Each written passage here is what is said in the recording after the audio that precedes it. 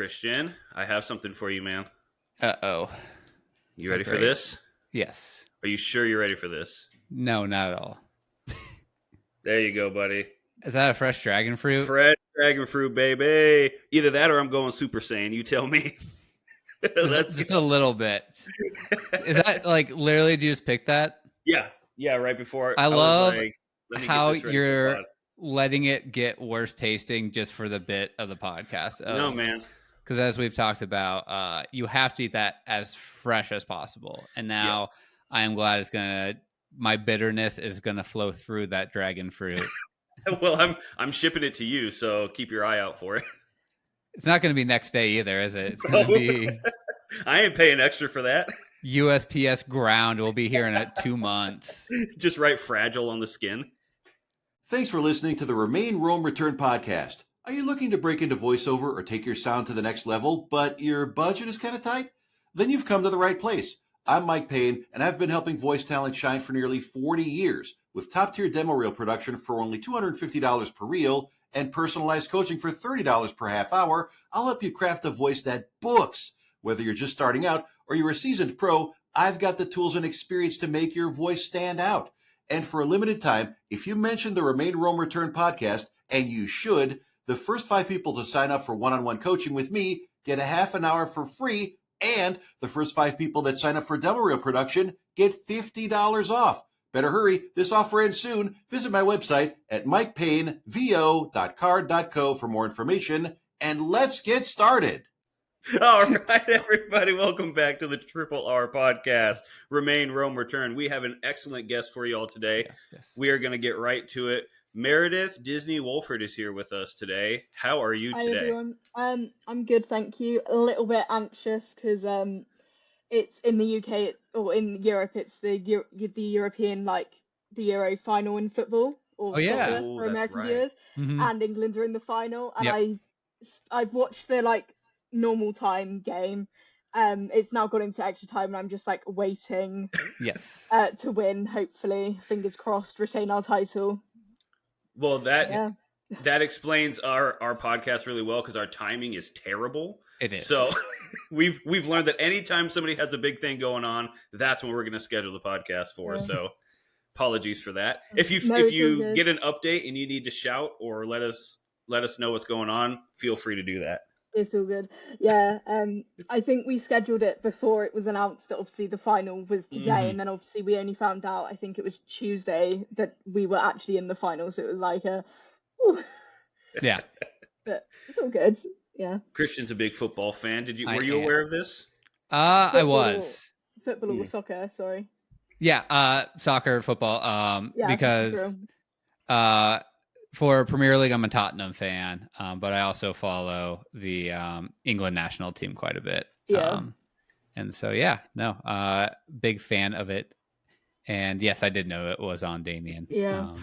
Well, I got it. But I never know. Is that? I don't know. Is it just presumptuous to assume every British person is a football fan? I know a few that aren't, but they're a rare minority. It's quite a big football, rugby, and cricket are very big over here.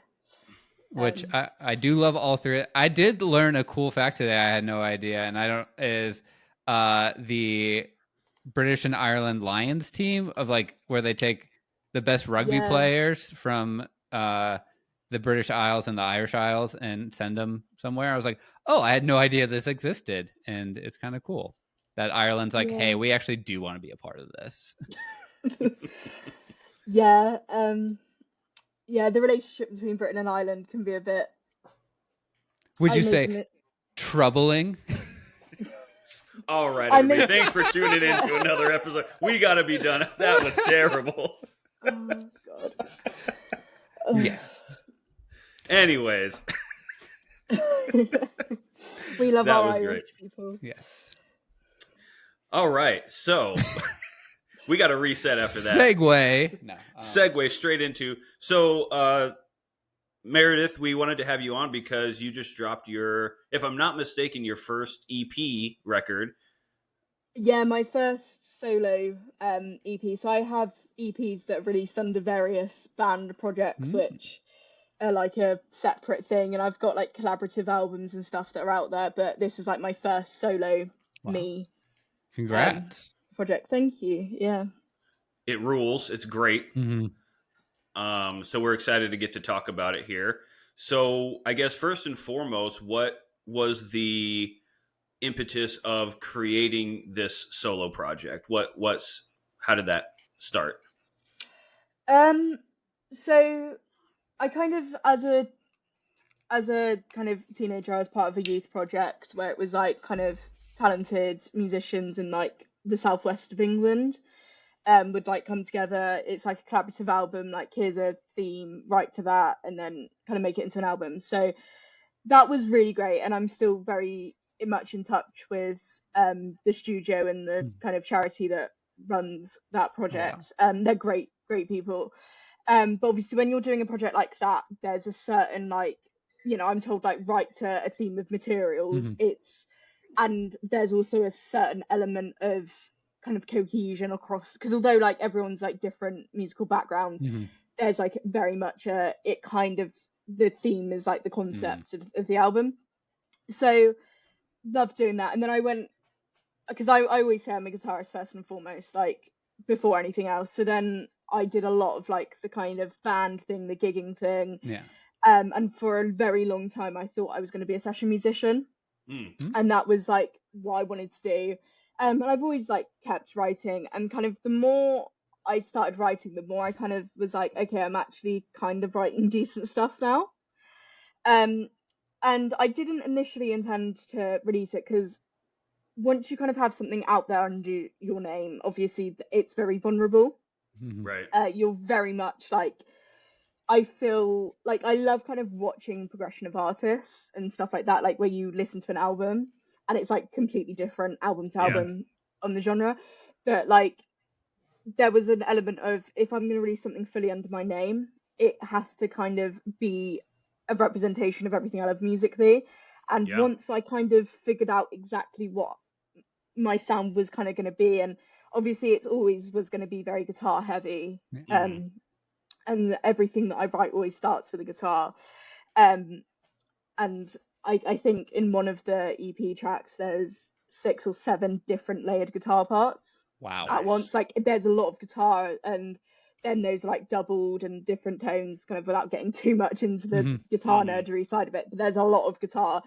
And then it's like, as much as I love classic rock, and that was kind of my introduction to music, and I'm using classic rock as like a very broad umbrella term, because we could deep dive into rock. We might have to get into that at some point. Or as I call it, dirty rock, which people don't like.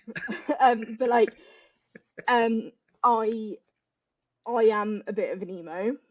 I did try and shy away from that for a very long time, but there is a very iconic image that isn't public of me at about 14, and I was the long black hair, all black clothing, and I have like a scar there, which is from the remains of my double lip ring. It was like a very stereotypical emo image, and so kind of the more that I started writing, and the more that I started kind of writing from very personal experiences, the more emo it was getting. And I was like, I'm kind of just going to lean into this, because I don't really know how to write in any other way. And then I love rap.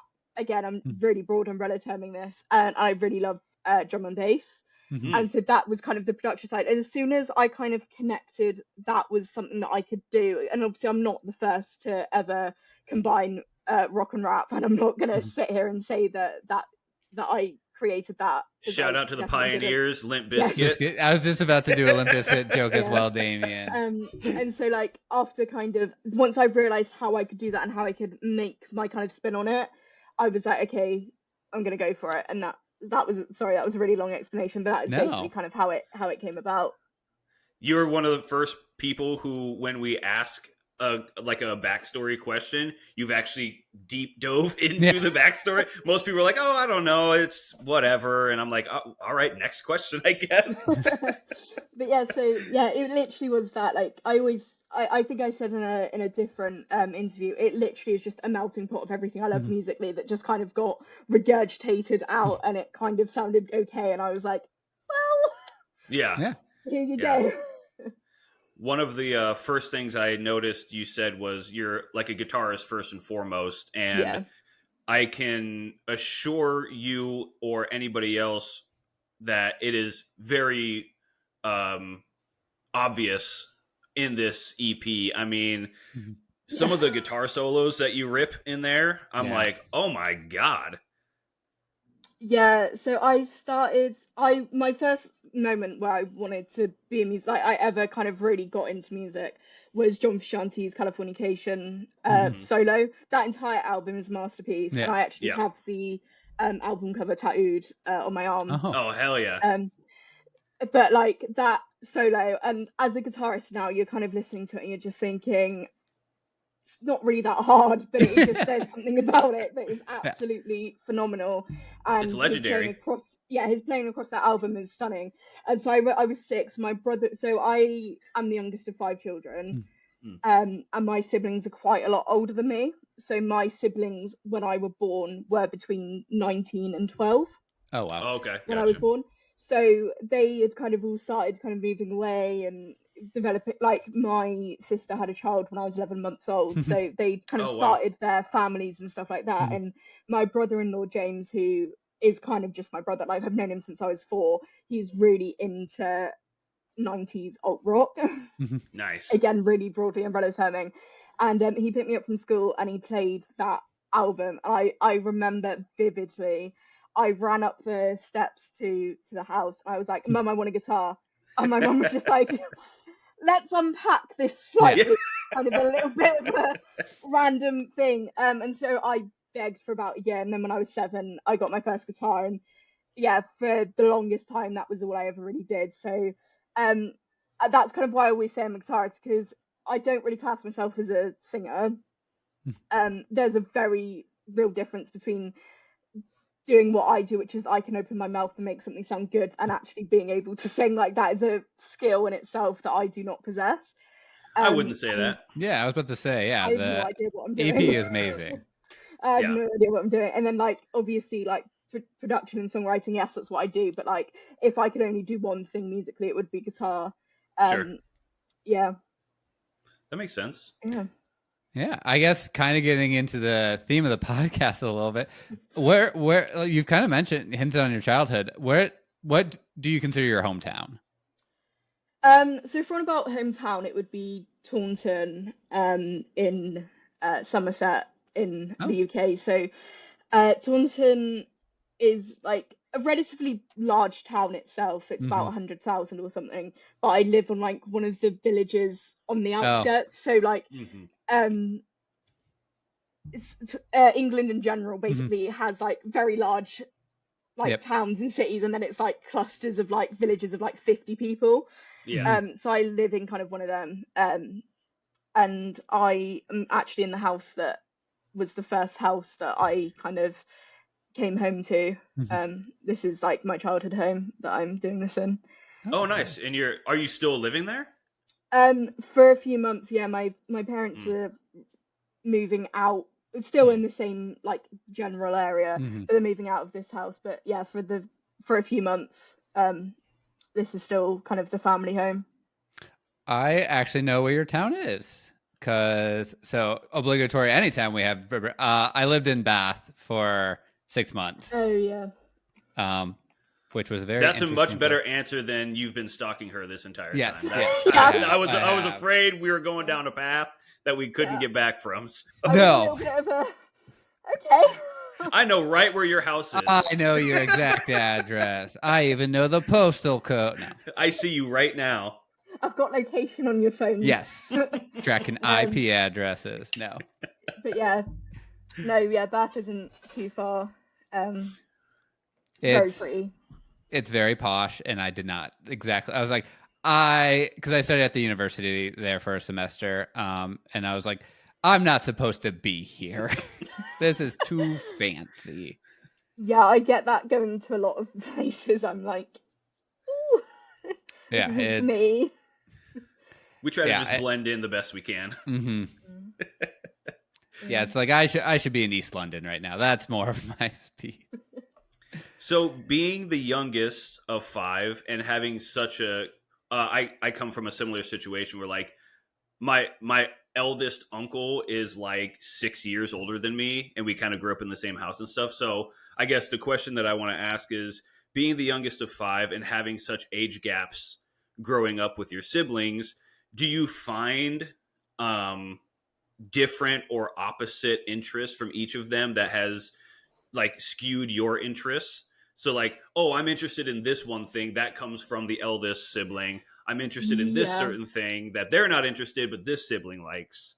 To some extent. So my eldest sibling, who was 19 when I was born, don't get me wrong, very close in our own kind of way, and love her very, very dearly, but she had already moved out by the time I was born. Mm-hmm. So growing up, now she lives quite away from me.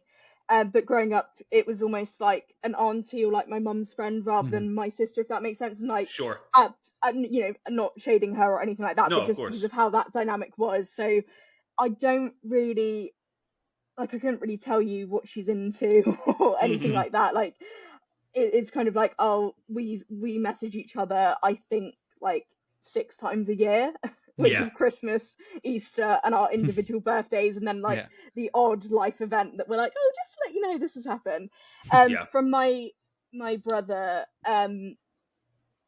my family are very big, as I kind of mentioned earlier. We're very big into football and sport in general. So definitely, kind of, there are a lot of times where me, my dad, my brother, and one of my sisters, we'd basically spend our childhood going to like, or I'd spend my childhood, they were like adults, but we'd go to like football games and stuff like that. So definitely that kind of love there. From the others, not so much, but me and my sister, who's closest in age, we are very similar. And there have been occasions where people have thought we were twins. Okay, nice. Which, don't really know how I feel about that one, given that she's in her 30s and I'm 19. It's a bit of a, not really quite sure if that's a compliment or kind of what that's coming, but we are very similar. But musically, a lot of it, definitely, my mum especially, and my dad, to be fair, they're both into, again, I'm really broadly umbrella terming, but into rock. So I was brought up on like Green Day, on Blink. Nice. I got my mum into Panic at the Disco, and we went to see them in Birmingham, and stuff like that. So musically, a lot of rock, and kind of the more into rock and the more it kind of started to go into like metal, the more I kind of lost people. Like when I'm there, like in like Bring Me the Horizon or Sleeping with Sirens territory, that there are a few like, can we not be screaming? Right. But like the more kind of general side of it, and rap is just a little bit of a rogue out there. Don't really know where it came from. It just kind of happened. Yeah. I think there's a huge crossover of metalheads who are also huge hip hop fans. So I don't think it's that weird. There's a lot of similarities in like the style breakdowns. You have like your heavier stuff, you have like your more melodic stuff. I think there's a lot of crossover that makes a lot of sense. But I think because like, although sonically quite different territories, like in terms of what the community stand for, it's kind of the same message. In terms of like the fashion, because I wouldn't necessarily class myself as a metalhead, like my kind of metal experience kind of will go into like the metalcore side of emo and like the screamo emo, and kind of the more like classic metal bands or artists, like obviously we lost Ozzy and things like that. But like nowhere near Cannibal Corpse territory. Like that can have its own place in music, but if I can't understand what's being said, it's a little bit too far for me. So like, but I think as well, like fashion wise, a lot of it, again, like fashion wise, the statements that are made kind of like with fashion are very, very similar, like between these kind of genres, I guess, like the niches of people. Like I think there's a lot more crossover than people necessarily immediately give credit to. Agreed. Yeah, I would also say, especially like with like you were talking about drum and bass specifically, of like both communities being accepting of like outsiders, kind of like not like the fringe kind of community as well, being open to everybody. I think both are very good about that.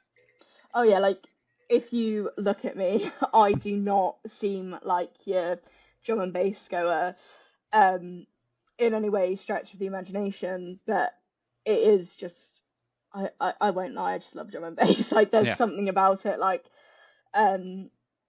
you'll be sat there and you're listening and you're like, I don't know what that sound is or why it's suddenly just been put in this one bar and then got rid of, but I'm all for it and I'm gonna meticulously go back to this one spot because it's just like a random little like triangle ding, or we're just gonna chuck a cowbell in for this like chorus and then lose it. It's brilliant.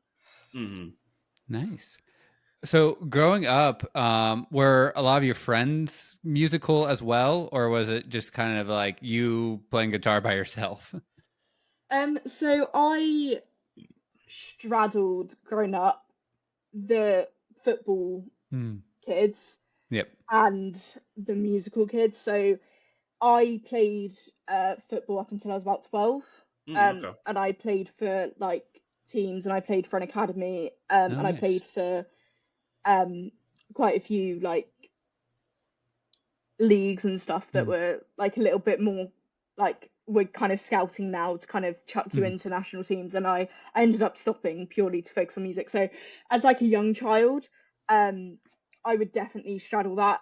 As a more teenager, I did kind of find a very musical niche, which is kind of how a lot of my bands were kind of formed. It was like, we're in school and we're going to start a band, and then when I went to college, or like the kind of I think it's like the last 2 years of high school for you guys, like instead of A levels, correct? So instead of studying like the traditional A level sixth form route, I went to like a specialist music college.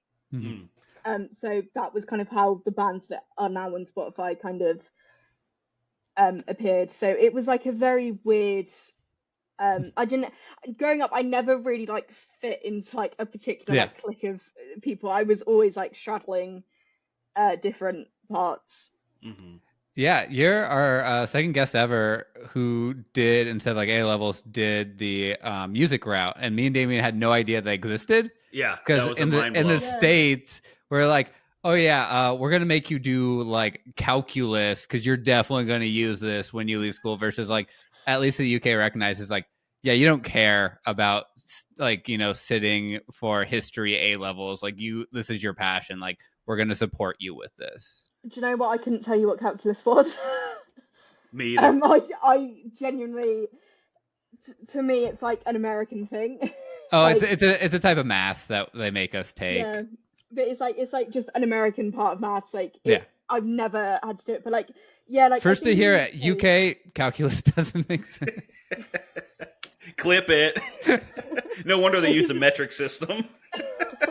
But like it's a thing. Like I think in the UK, obviously, like once you kind of hit 16, it like I mean once you hit 14, it's like, right, what do you want to do for the rest of your life? Start. Which is also terrifying. That's what Luke Macaulay said too. He was like, you have to make a decision so young on what your future's going to look like. And fortunately, I didn't know what part of music it was going to be, but I always knew that I was going to be some form of music. So that was kind of made quite easily in that kind of sense. Can I ask a question about that real quick? Not to interrupt, but to interrupt actually. Not to do it, but I'm going to do it.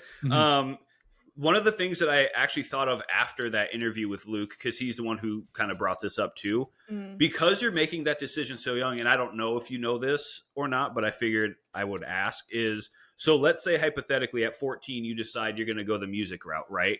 And you do these schools and stuff like that. Do you know what happens if you go, oh shit, this is not what I want to do after all? Like, can you start over somewhere else? Like, do you go to a different, like, primary again? You definitely take it back to primary. I mean, when it comes to like GCSEs, once you're like 16 and you've got into college or sixth form, they're completely null and void. Like, as long as the only ones that actually genuinely matter are maths and English, because if you fail them, you have to retake them. Sure. So as long as you pass maths and English, like the rest of it, like at colleges, so really brief rundown. You can do like the sixth form A-level route, which is like the very traditional, like you're going to study 3 subjects and they tend to be quite academic, and then you're going to get your A stars or whatever, and then you're going to go to uni and study like law or whatever. So there's like that route, which obviously works great for some people. You can then have like they're called vocational diplomas. So that's what I did in music, and I just happened to go to like a specialist center like area, I guess, but you can do them at like normal colleges as well. So with them, they're graded level 1 to 3.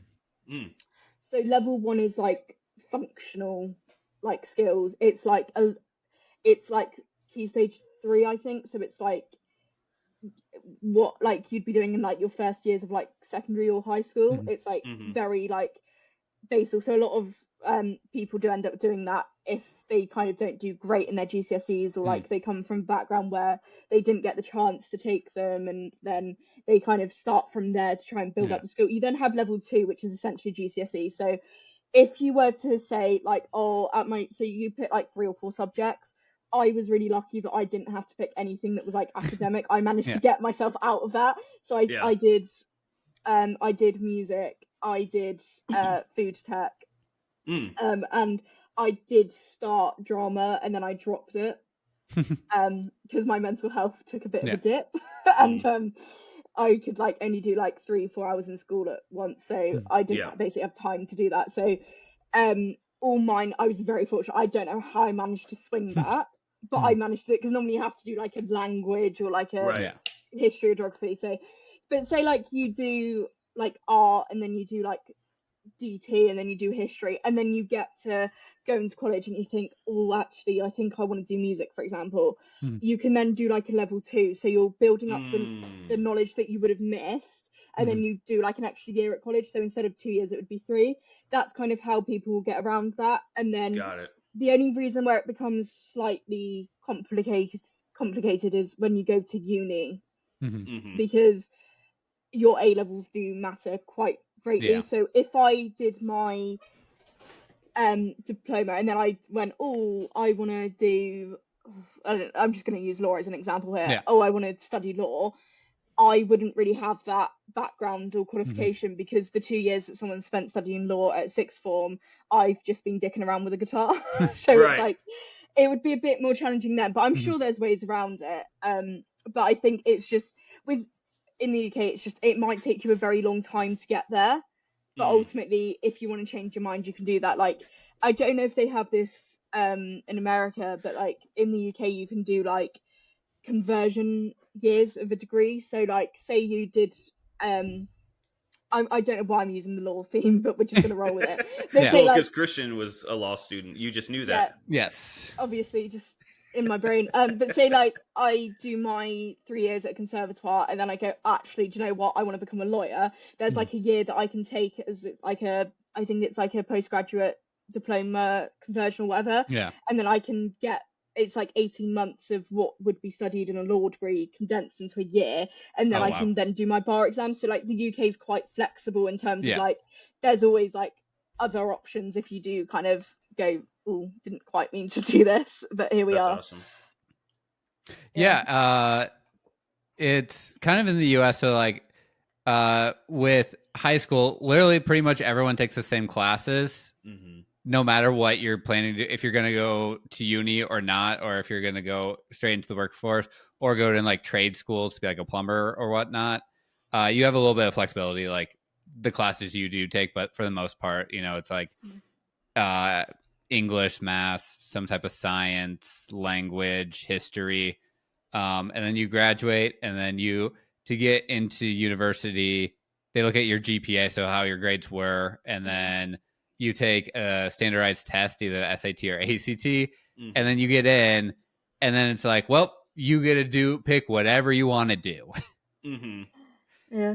And then you kind of start down a path, and then if you decide to change your major, we call them majors here. Then they try to figure out what classes like translate, but then you kind of have to like start over a little bit. Yeah.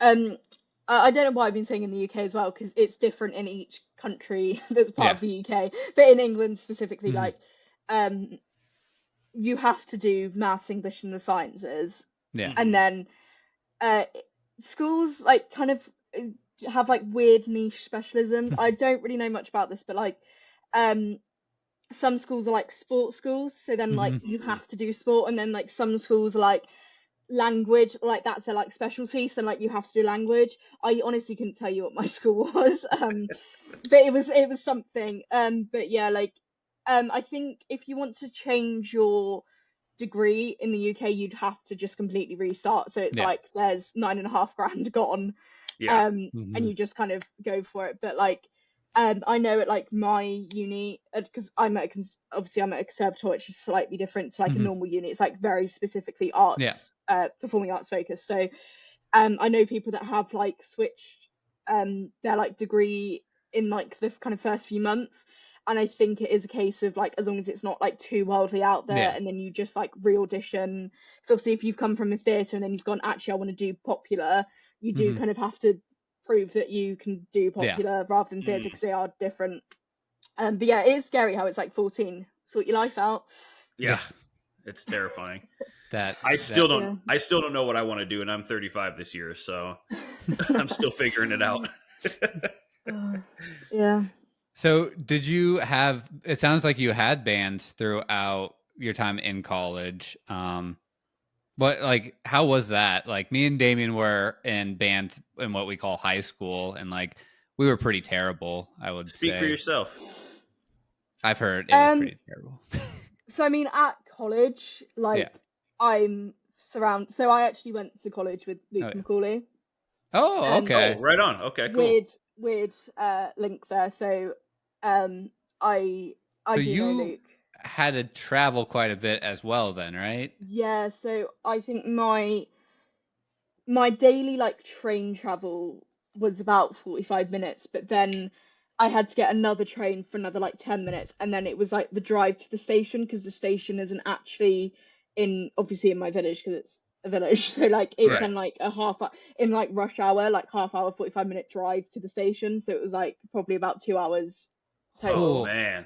But you only go like 1 or 2 days a week, right? It was like 3 days a week, and then like I had the rest of the week, and like it was a lot nicer, because I know friends that did do like the kind of like sixth form or college route, and it's like 2 hours here, 2 hours there, and it's like I'd much rather just do like 3 days, 9 to 5, get it done with, have the rest of my week. So it wasn't too bad, but yeah, I can't even remember what the question was. Oh yeah, just have, I guess, because you're probably very easily starting band. You kind of have to to graduate, right? Not necessarily. I mean, there are like performance modules that obviously you kind of get chucked in a band, or you form a band. I'm really sorry, my septum's really annoying me, so I'm just gonna flip that back. But like there are like set bands, but like I did kind of form a band with a few people from there, and we did like a few festival shows and things like that, and then I had a few bands that were ongoing from kind of friends that I knew from school, like pre-college, that kind of went through. So yeah, it is just like when you're in that sort of environment, it is just very much like music. Yeah. Do you find it to be easier and or more conducive to songwriting when you have bandmates, or is it easier and more conducive to write songs by yourself where you don't have to listen to outside forces? I think I'm going to answer this one with a slight kind of roundabout of a question. Or the political answer. Yes. No, but it's just with a statement. But like, I write very differently based on the circumstance that I'm writing for. So if I'm writing for a band, I'm not going to be doing a trauma dump in a song. I'm going to be, we're like a jazz fusion rock band. It's going to be some kind of like chill, like vibe, probably quite political, whatever the UK. Sorry, Yeah, can I swear? I can swear. Yeah, or you like can swear. whatever like the UK government have done this time. Like, oh, let's write a song about that. So when it's kind of stuff like that, it does become like very stylistic. When I'm writing for myself, it is a process. It is an emotional release, which is like why a lot of my songs kind of like my songs are very theatrical. I always say like a lot of the stuff that I have said on this EP, like one of my lyrics is "You would slit your wrist while you skin me alive." That is so clearly like I remember somebody accused me. I got a DM saying, "Why are you promoting self-harm?" Oh. And I was like, listen to it in context. It's Right. like it's quite clearly like a very hyperbolic, exaggerated statement to metaphorically describe a circumstance. So when it's kind of my personal stuff, like it is very much more so like it's an emotional release, and I love very theatrical bands. I mean, emo itself is obviously a very theatrical genre. Yeah. Like it's so melodramatic, and again, like I was raised on like Queen and stuff like that, and yeah. It's all like super hyperbolic. So a lot of like what I write kind of personally, you can like it all like stems from like a very personal story. Yeah. But if I were to write every song about a situation, it'd be I feel so sad. I want to die. And so like that's not very interesting. So then it does become very like exaggerated. So it really does depend on the context I'm writing for. And if I'm like a hired gun writer, so I'm writing for somebody on their whatever project, again at that point it's less about what I would do and it's more this is their sound, this is their style, this is their like, because every artist has kind of like a topic range that they write from. Yeah. Like this is what they write from, and you just kind of are like an additional limb, if that makes sense. Yeah, for sure. And then a follow-up to that, because you said something that triggered another question, which is the feedback that you got, which is like, let me use my internet troll voice. Why would you promote self-harm in your like? So with that, right? If like it's your personal story that you're writing, so I guess my question is, when it comes to feedback, right? When people are giving you feedback about the songs, when you're writing in a group or writing for a group, if you get negative feedback about that, does it hit home as hard as when you're laying your heart out on the line and people have bullshit to say? Is it equal, or is it easier to swallow because it's somebody like some other people, I mean, again, if I'm writing in a band or with somebody, I'm not writing as me. I'm writing. So I always say that in the industry there's kind of two different types of jobs that kind of you do, and every musician does kind of go between them, unless you're like Slash, where you're Slash and you're always going to be Slash. But like I have the me projects where this is my kind of thing and this is what I want to do, and like if for example today I'm hired because I'm me and I've done what I've done rather than because I do a certain thing, if that makes sense. Whereas there are going to be some things where it's like I'm not really hired because I'm Meredith Disney-Walford. I'm hired because I can write a song or because I have a particular voice on the guitar that they want. So if I am being hired because of what I do rather than who I am, right, without sounding like a narcissist, but if I'm writing from that, it's kind of I'm there to do a job, and if they're not happy with the job I'm doing, tell me and I'll adjust like you would in any job. It's like, I'm not hitting the mark that you're paying me to do. Sure. So tell me what you want and I'll change it to some extent. I mean, obviously if it's really not something I want to do, I wouldn't take the job on. But when it's like my personal stuff, like the thing is, it would be great to say everybody loves me, but that's just not the case. Like to be fair, that was like the only bit of really like negative feedback. Everything else has been really positive. And I think where it came from is because somebody had it happened before the EP was released, and it was one of the like promotional videos that I did, which have since been like taken down just because obviously the kind of promotion's over now and nobody wants like random lyrics on a screen of a song that's already kind of out there, like but like where it was like a promotional thing and somebody DM'd and said like this, which to be fair obviously they didn't have the song in its full context. But obviously to me, like the thing is like there's no point arguing anything from that, because like ultimately somebody can have their opinion, and like if they interpret it in that way, that's how they interpret it, and all I can really do as a creative is say my music is very hyperbolic, like, yeah. and I think when obviously you hear the songs in their entirety, like, it's quite clear that there's a lot of metaphor, there's a lot of an emotion being told. So the way I always write kind of personally is there is an emotion that for whatever reason I've gone, oh, let's write about this, and there's a story that kind of has sparked that emotion, and I will narrate from the narrative of the emotion unfolding. And I don't always do this like extremely like metaphorical thing, but it is always like to some degree very metaphorical, and there's always such a degree of exaggeration, like it's like, and like the reason that, so going back to that particular lyric, how it came about, I for whatever reason had this phrase, "you skinned me alive," in my head, or like you were skinning yourself. There was just some imagery about being skinned, which was obviously very visceral and very dark, that was just in my head. And I also had this like, there's a rose in the garden thing to describe like the decay of this particular relationship that I wrote about. And and this song was a completely different song, absolutely completely different to what it is. Like, it was in a different time sig, it was in a different key, the guitars were in a different tuning, it was like a completely different structure as well. But because the whole song is so like, oh, there's a rose in the garden and the roots are rotting, and oh, the tint is fading, like, it's so like, I don't want to say cliche metaphor because that's obviously not what it is, but there comes a point where there's too much metaphor and you have to break it up.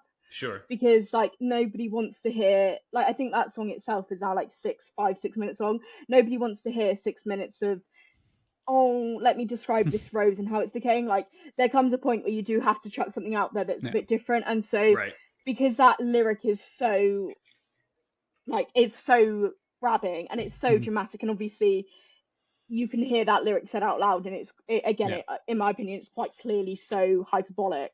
Right. Like, you listen to that and you're like, right, this is very melodramatic emo, that's come out here. So to me, it was like, because I'm so metaphorical for the rest of this song, I want this like bridge, this like B section to really scream at you, like, this is like, and that was kind of how that one came about. So as I said, like, you know, there are going to be people out there that don't like my music for whatever reason, or don't like me for whatever reason, and like, that's perfectly okay. Like, nobody likes everybody. Where it would get obviously harmful is where it would move out of me as a musician and more into me as a person, because my personal life hasn't really got anything. Let me rephrase this: my personal life is not for the public to critique. Yep. Exactly. If that makes sense. My music, fine, I'm putting my music out there into the world, but I'm not an influencer. I'm not sat on a beach in a bikini. Like, my personal life isn't. So, but fortunately, like, as I said, it was only that one piece of feedback, which is like, why are you promoting self-harm? Which I can see in hindsight how, if you just have that B section, you might kind of make that assumption. But you know, it is what it is. But yeah, everything else has been really positive, and actually it's been a lot more positive than obviously I was first anticipating it being. That's great. We need some of your fans on our page, because we have yet to receive positive feedback. Feedback's feedback, Dave. No, we'll take it. All press is good press, huh? Yeah. You kind of mentioned at the very beginning of the podcast, you said you always thought you were going to be a studio musician. What made you want to pivot? Boredom. Yeah. The thing, like, when you're, and you know, again, as I've said, like, throughout this, I'm a guitarist first and foremost, but in that sort of context, there's very minimal creative freedom. So like, as a studio musician, 9 times out of 10 you're being told, right, here's a progression, play it, or like, here's a melody, make it into a solo, or, you know, stuff like that. Very rarely these days is there like an element of creativity. Like, back in the day, absolutely, like, there was that huge element of like, some of the best kind of session musicians are, you know, back in the day, hired because of who they are, but these days it very much is, you can do a job, and that's what you're being hired for. So as fun as that is, and like, I still do the odd studio sessions, like I did one last month, but it's not necessarily what I want to do, because there's a lot of very much like you're fitting into a box and you're being hired because you do a role, whereas I use music also as like a massive creative outlet. So for me, there is an element of like I want to be creative, and like the thing is about like not every song I release is ever going to be said to the world. Right. Yeah. And I remember I had a conversation with one of my best friends who's also a musician about this, but like so many artists, it's like, and it really annoyed me because I listened to an album, I really loved this song on a particular album by an artist I'm not going to name, but it was a song that I was obsessed with, and I was like, right, because I am more of like an album listener than I am like a playlist or single person. Absolutely. Which is why I don't think I'll be dropping like singles kind of back to back. It will be maybe one single to promote, but the rest of it is like project based. Yeah, I like that though. Because like a lot of feedback I did get is like the project, it sounds like a cohesive project that's kind of telling a story rather than single here, single there, which is what I wanted. But like a lot of people, what was I saying? I lost my train of thought. But there is like an element of, particularly in the kind of social media musician mindset, that I must keep releasing songs, and it's like not every song you release needs to be heard to the world, because some of them are god awful. Like I don't want to hear the same song twice. And there was this album, as I said, by this artist that I really loved, and it was like in a playlist, and I was like, right, let's go listen to this album, and the entire album was the same song. Oh yeah. And it was like I'm listening to 45 minutes of the same lyrical theme, the same sound, the same general vibe, and it's like I'm bored by the second song in, because like, where is this going? And it was quite clearly just single after single after single that had been kind of compiled. Yeah. And so I think like one of my biggest things that I always say is the world does not need to hear every song that you write, because some of them are awful. And please, for our sanity, stop releasing the same song over and over again, because it's like I'm gonna write the same song 5 times, and it's like I've heard the story once, I get it, I've had enough. And that's, you know, not at any particular artist at all. It's just like in general, people have this habit of, it's like, let's release a single, let's release another single. I'm going to release another single, but it's kind of the same story as the first single, but I'm going to use a slightly different metaphor. So instead of like the curtains closing, it's like the audience has gone, it's like, right, I get it. Move on. That is the problem with the current state of things, though. Content is content, and if you're not posting content, you're not relevant. And if you're not relevant, you don't get followers. And if you don't get followers, you don't get. It's like it's just this vicious cycle. But one of the things that Christian and I have talked about a lot, and a lot of the musicians and artists that we've had on are very album oriented. Yeah, because that's what we like to listen to as well. Like I want to hear a cohesive album. I want to hear a very clear start and a very clear finish, and it's the same with all these fucking sequels to movies and stuff. It's like, can I just get an end to what the fuck we're doing here? Like, why do we have, or like even TV shows now are the new thing that I have a pet peeve about. Why is Stranger Things going to be 9 seasons and there's 3 years between seasons, and I have to go back and it's the same story, but it's not the same story, and I have to go. It's like, just end something. And the actors are like 35. Like, They're married with kids, and they're supposed to be playing like 14-year-olds. I'm like, oh my God. In the scheme of social media, I'm probably really not that relevant. I will post something maybe once a year. No, like that's a bit exaggerated, but like I'll maybe post. There's that hyperbole again, huh? Yeah, I'm a dramatic person. I would be a great actor. If I went down that route. I'm so dramatic, I am so exaggerative, but it's like I will maybe post something like once every 6 weeks or something, but it's like I don't like, something that really annoys me as well, and I unfollow a lot of people because of this, and this is why, like, comparatively my followers compared to who I follow is so small, and it's not because I'm trying to be a dick, but it's because like you're constantly regurgitating content, and it's like I don't want to hear it, I don't want to be spammed, and I get like. And do you know what? Football teams are the worst for this. Like, coming back to it. Same with NBA.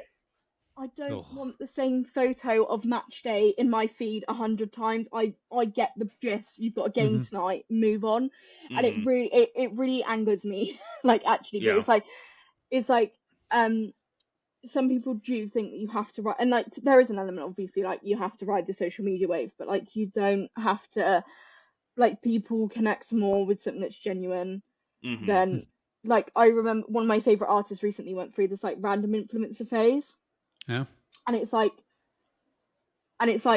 I love you, but why are we suddenly doing it? And it's like it was just one of those things. It was just like really out of like character for the artist, and it's like then they like stopped it after 2 weeks. The daily posts of like, look at me, here's a vlog of my life, because it's like actually nobody cares.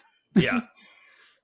I think as a podcast, especially as you know, we call it like DIY, like do it yourself, is something that we're really fond of, something that we're proud of. People that we like to talk to are kind of doing everything themselves. And I think one of the struggles of being a DIY podcast, you know, we don't really have famous sponsors. We don't really have a whole lot of like things. So it is that struggle of like, how much is too much? Yeah. Because we don't want to be that, but we also, of course, want to invite new guests. And how do you get new guests if you don't have content to put out? And it is tough. It is a constant battle of like, how many posts per week is too much? What I know it's obviously different for a podcast because there's kind of constantly a new thing coming out. What I tend to find works best for me is if I have a particular thing that I'm promoting at that point in time, I will do the whole like maybe like 3 posts a week, like we're really delving into it. But as soon as that's gone, like I think all but like 2 of my EP promotional things have been taken down, because it's like I don't want people to see that when they click on my page now, because it's like I just want them to see that the EP's out. Listen to it if you want to, like type thing. And it's like I think the way that I tend to navigate that is if I've got something that's coming out, or I've got a project that I'm working on. Sorry guys, we're gonna have a bit of a spam. Like turn your notifications off, like, because it is to gain that attention. But it's like it's the same thing when people like promote the same song like months after it's come out. Like you're not really gonna reach any new people at that point, because to be fair, it does actually then hinder the algorithm, because the algorithm's seeing that it's the same people that are connecting with the post, and it's like you've got 100 people that are reacting to it at the same time, and it's like there comes a point where things run its course, and I think that particularly musicians need to grasp. Need to gasp. But what they need to grasp is like, it's kind of, I get that you're already attached to this project or this song, but it's like kind of nobody else is at this point. Like stop trying to sell something that's kind of already sold. Which is why my social media presence is awful, and I will hold my hands up. I do not do TikTok. TikTok angers me relentlessly. I am awful with like the kind of daily reels or like the weekly reels. It's not for me. And to some extent that is definitely going to hinder me. I won't lie, like it is a thing, but I'm not an influencer. I'm not a social media star. I'm a musician. And like, to be honest, if I wasn't a musician, I wouldn't have social media. Yeah, for sure. Kind of going back to like the studio, do you like performing live? No. Oh wow, okay. Definitive. Very quick. Don't get me wrong, there is an element where I do enjoy live performance, but I'm quite a massive introvert, first of all. But I think I don't exactly know how to word this, but I did the kind of live thing for so long, and it's like 2-3 gigs a week or whatever. And like, don't get me wrong, it was great and I really enjoyed it. But now it's like I've kind of been there, done that, bought the t-shirt, moved on, and it's not something I want to be known for. Like for me, and I think this is more of like a producer mindset, because my music, it's not necessary. It doesn't sound like a live band, obviously. Like a lot of it is like me on a MIDI keyboard, pretending that I know what I'm doing. And like, so and again, like layers, like I cannot feasibly replicate 6-7 layered guitar parts. I would love to see a concert with like 7 guitarists on stage. Like no one can really move. Everyone's just playing like this. But it's just, it's just like the thing, and it's like I think because how I write, it's very much a sonic world that I'm drawing into, and again, it kind of comes back to this like hyperbole thing. It's like I'm gonna be hyperbolic lyrically, and then I'm gonna create this like weird kind of soundscape of stuff that kind of has been done before but kind of hasn't, and it shouldn't really work, but it does. And it's like for me to do that live, it's not what I want to do, because I'm never going to be able to replicate it, and I don't write with the intention of performing live. So as a guitarist, I will do it for people that I'm close to and that I know, like, you know, like friends and stuff like that. But kind of the days are gone where you can message me and be like, hi, can you depth for me on this thing? Like, it's not like, by all means reach out, and you may catch me on a moment where I'll say yeah, but I'm not a live person. I'm very much, I'd much rather be huddled in my studio, but in my studio, like messing around and creating stuff than live. And I don't necessarily think live is 100% necessary, because I think if you're not like, if I were to perform live, I would never perform live with my solo stuff as well as somebody who that's their intention, because I'm a bit like, yeah, I'll do it, and I might do like 1 or 2 shows, but I don't really want to go on a tour, and I don't really want to like get a band together and kind of compromise my highly produced world. So the effort and the passion I put into it would, even though I'd give my all, it would still be less than someone who I'm writing with the intention of performing live. And I think for me, that's why I'm not necessarily a live person, because actually I'm happiest when I'm behind the scenes, and I do love doing live sound. I love a good live sound gig, and happily I will do that. But when it comes to being on stage, it's like, unless I know you and I'm very close, or like I'm part of this project for whatever reason, because I spent so many years doing that, I'm now just at a point where it's like, I need a break. So given that information of like, I'd rather kind of be, you know, doing my own thing in the background, not performing live, not trying to get out on stage and stuff. One of the questions that we ask a lot on this podcast, especially to musicians and artists, is like, is there a desire to relocate to maybe like a place such as like London or something like that, right? Where it's like, I need to get in the scene, I need to get busy, I need to do this. Is there any like, I would assume, and maybe this is the wrong assumption, but I would assume you would have no real like urge to go do something like that, because you're like, I'm cool where I'm at? Or do you want to go somewhere bigger so that you can have more studio time?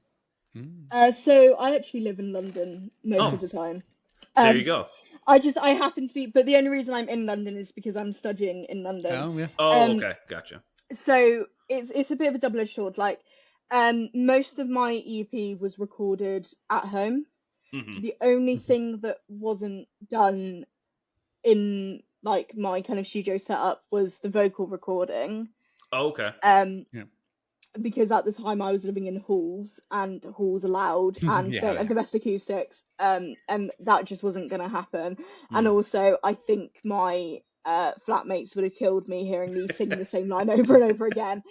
So my vocals were done in a studio, and I did the kind of final mix with an engineer in a studio.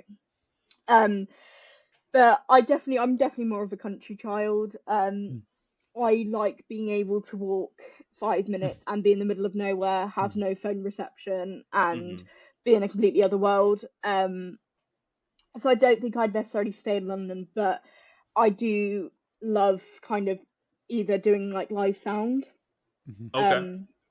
like behind a desk, which I've started doing a lot more recently. Nice. So doing stuff like that, London's obviously better for that, because more venues and stuff like that, more artists that are going to reach out, and obviously being in a studio and engineering in a studio, again, I love doing that. So I think if I were to land a kind of a place in a studio where I was like a hired engineer, I probably would stay in London. But in terms of like from a solo point of view, absolutely no desire to stay in London. Nice. Or any other city for that matter. Just in general, cities they're not for me. Nice. Christian, do you have I was gonna go for another Yeah, go for it. Okay. So to take it kind of way back, so given your kind of outlook on like, I'm kind of a country girl, I kind of like to, I would assume kind of like disconnect from like social media, your phone, being in the city. Did you take vacations as a young kid, or if not, like, do you do vacations now? And if so, what do those look like? Like, where are you going if you're going to go somewhere for a travel? As a child, we used to go to Cornwall quite a lot. Okay. And again, Cornwall's like by the sea. There's not a lot there. It's very quiet, and we used to do a lot of kind of things like that, where not necessarily in Cornwall, but just in general, where it's like we're kind of going to go to like a village or like a town and just kind of like explore that kind of life in a different place. So that was kind of childhood holidays. In terms of holidays that I take now, I don't, because I have a very expensive hobby. Sure. That's true. And I'd much rather spend my money on getting tattooed than going somewhere else. Hell yeah. You could do what Damien does and combine both of those. That is my favorite. See, I would, but I have an artist that I love very dearly who has done most of my work.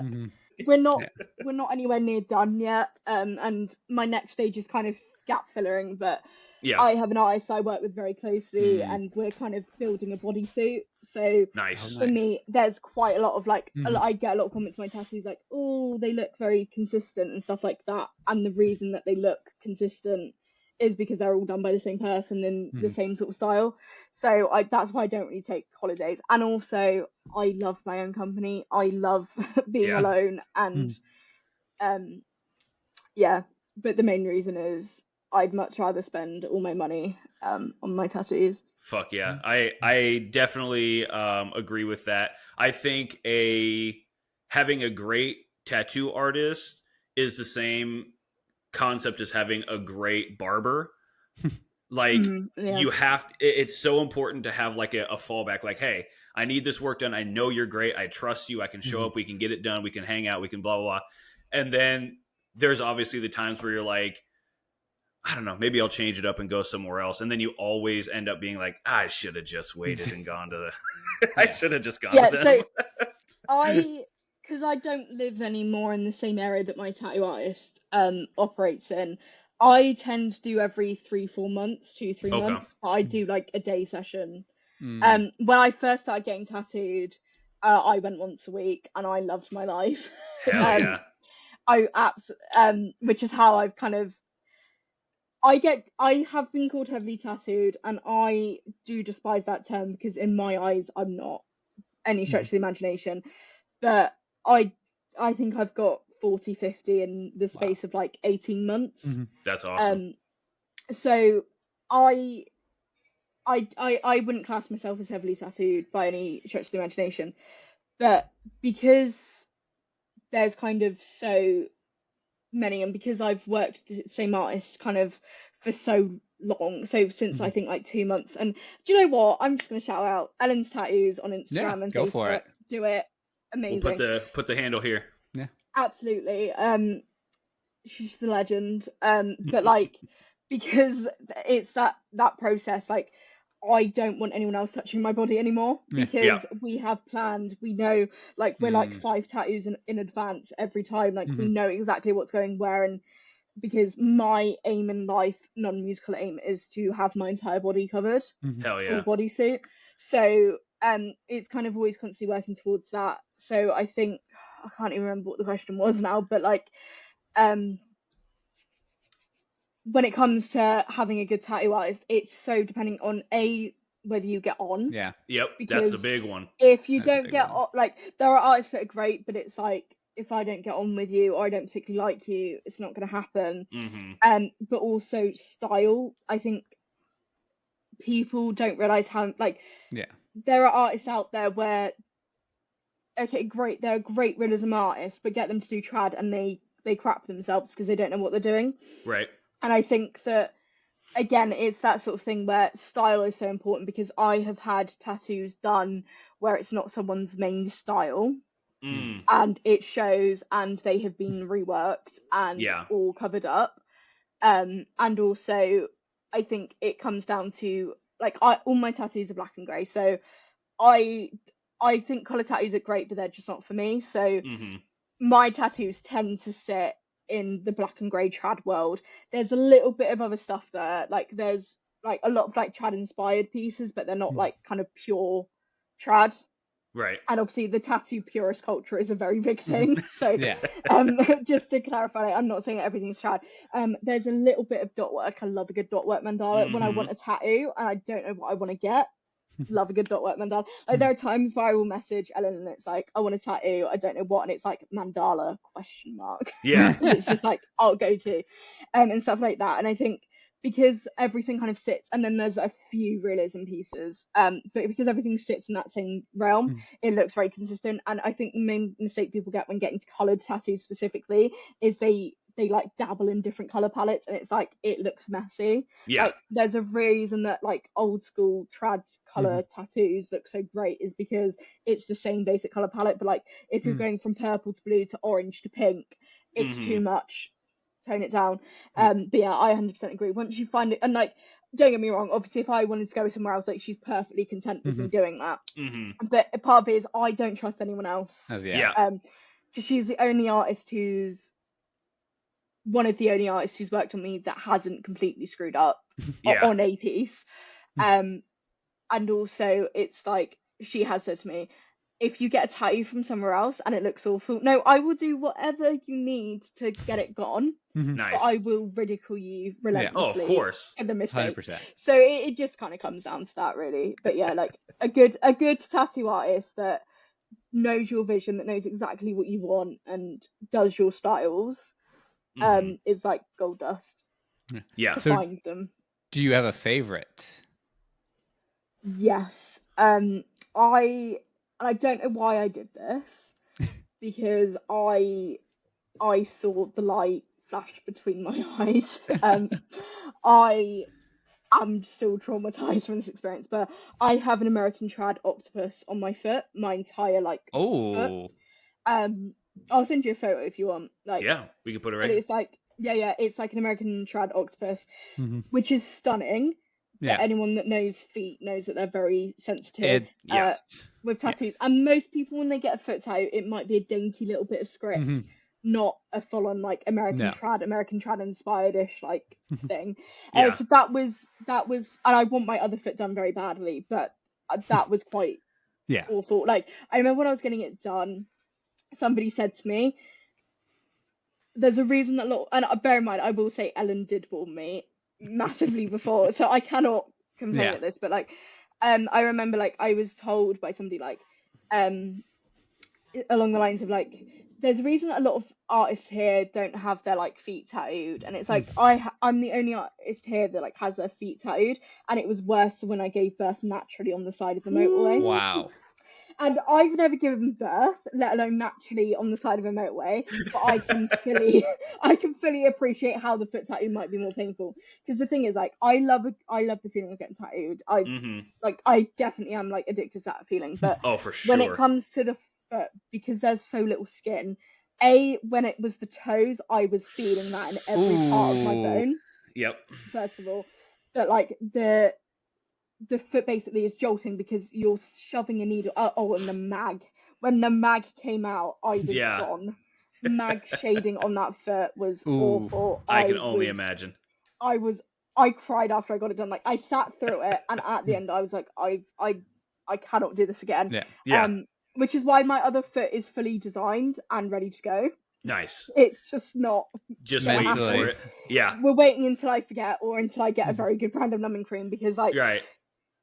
It's about like 3, 4, 5 hours into that tattoo, my foot has had enough. It's like jolting back, starts shaking. You're then having someone pin the foot down to stop it moving, and it's the burning sensation. Ooh. So that is one of my favorites, actually, ironically. And I love that octopus, and it's healed very well, actually. And by most recent, I got like an American trad crocodile.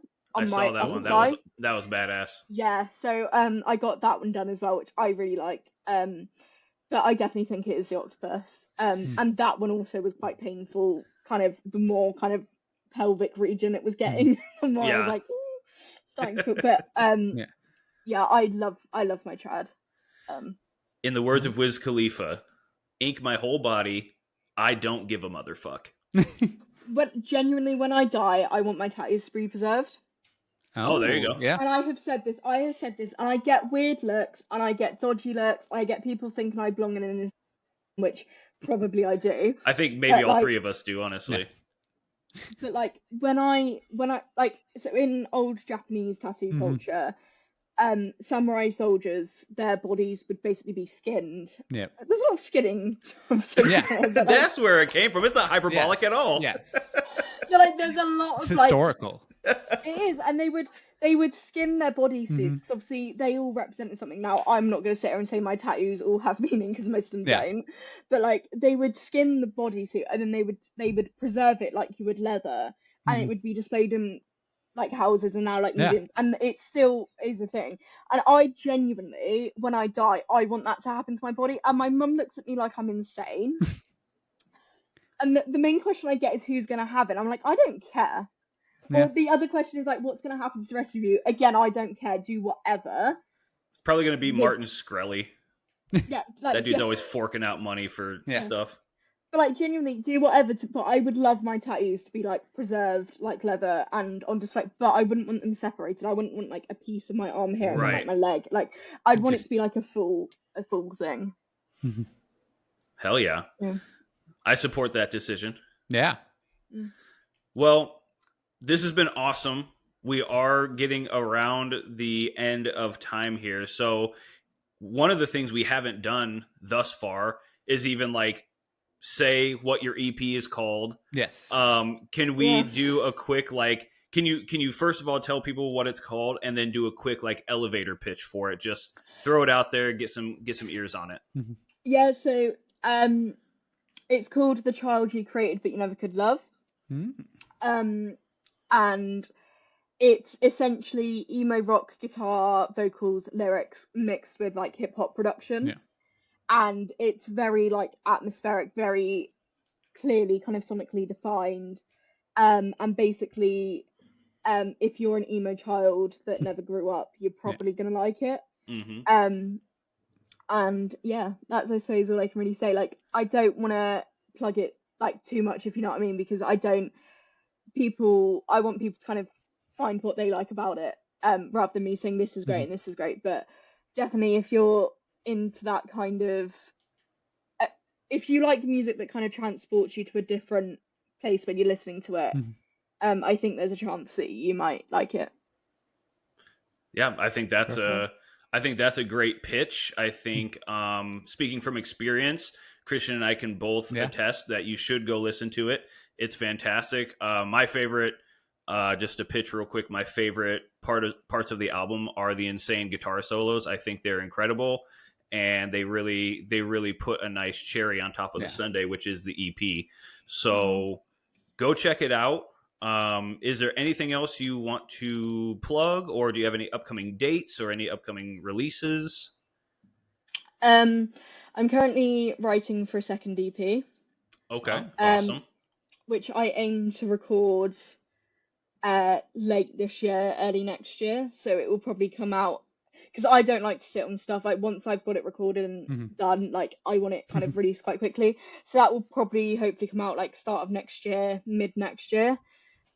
Definitely, like, without plugging the social media, but mdisneywalford is where you'll kind of, because I will dip in and out of different musical projects. Like, if you give me something and I'm interested, I'll do it. So that's kind of, and you can also see the tattoo updates. Yeah, perfect. Hell yeah. Well, you heard it here. Oh, go for it. I was going to say, we'll drop your link tree. I believe I saw your link tree. Yeah, we'll drop it in the description. And so. Absolutely. Yeah. With all that being said, Meredith, it was awesome. I have one last question for you before we wrap up. I need to know. It's the most important question that I haven't asked. I've been waiting to bring it up. Are you or are you not the heir to the Disney throne? I wish I was, but I'm sadly not. There is a very like distant family connection. Really? Yeah, so there is, and when I say distant, like I'm not part of like the Disney dynasty, but it's something like my nan's kind of great granddad's brother is Walt Disney. That's kind of, but when it's trickled down to me, it's like barely in existence. So sadly I'm not. Although if they wanted to, I wouldn't complain. Right. But it is like my genuine last name is Disney-Walford. But yeah, sadly not. Although again, wouldn't complain at all. But no. All right. Well, one part of the family went to America, and we went to Ireland, and then down here.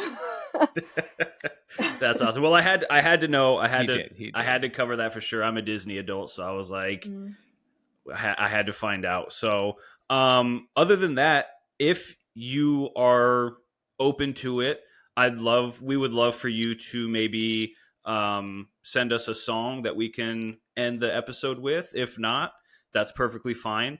But if you decide that you would like one of your songs to end the episode, you can feel free to send that to us, and we'll place it right here. Yeah, absolutely. No worries, I'll get on that. Beautiful. Perfect. All right, everybody. Thanks so much, Meredith. Yes, thanks, everybody, for listening. Go check her out, listen to her music, give her some feedback, and as always, bye. Bye. Bye. Thank you.